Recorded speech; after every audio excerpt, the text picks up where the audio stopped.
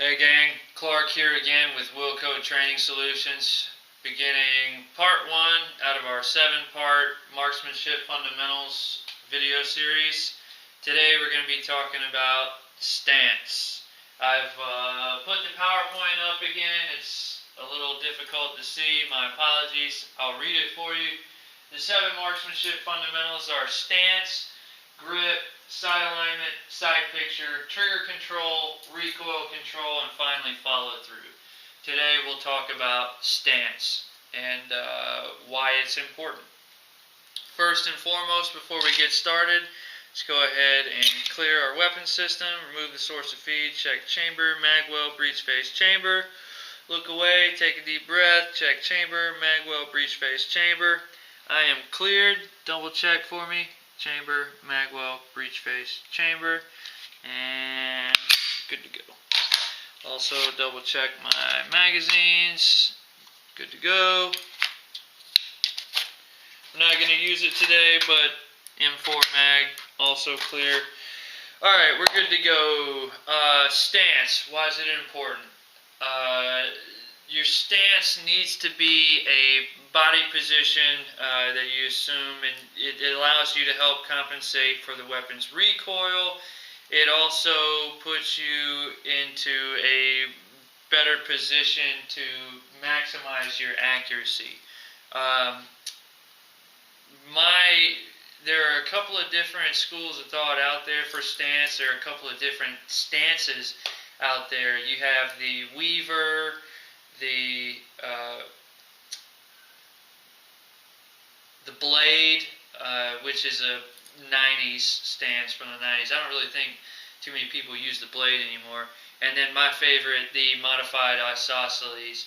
The thing about the modified isosceles is there's a very good chance that this is the position your body's going to assume in a high threat or deadly force encounter scenario or a surprise or startle response.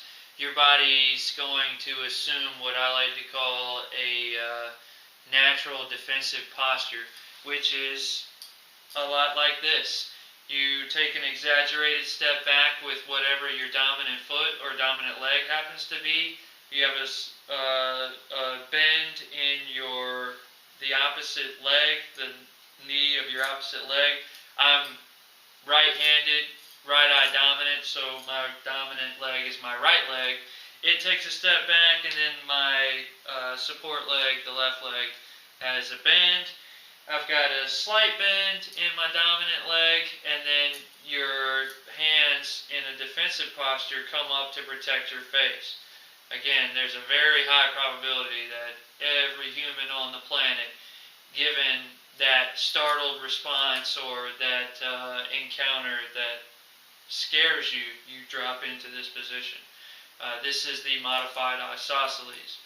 What makes it a modified isosceles? Because whenever you draw the pistol and you aim in, your arms create the legs of the triangle and your chest creates the base of an isosceles triangle. So,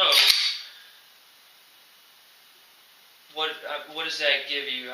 Who cares? You got a triangle on the top of your body. Who cares? Well, what that does for me is whenever the weapon recoils, now I can absorb the weapon recoil with the entirety of my body instead of just my hands or my arms or my upper body. I've got my entire body involved in the recoil management of this firearm, be it a pistol, rifle, whatever. Why is that good?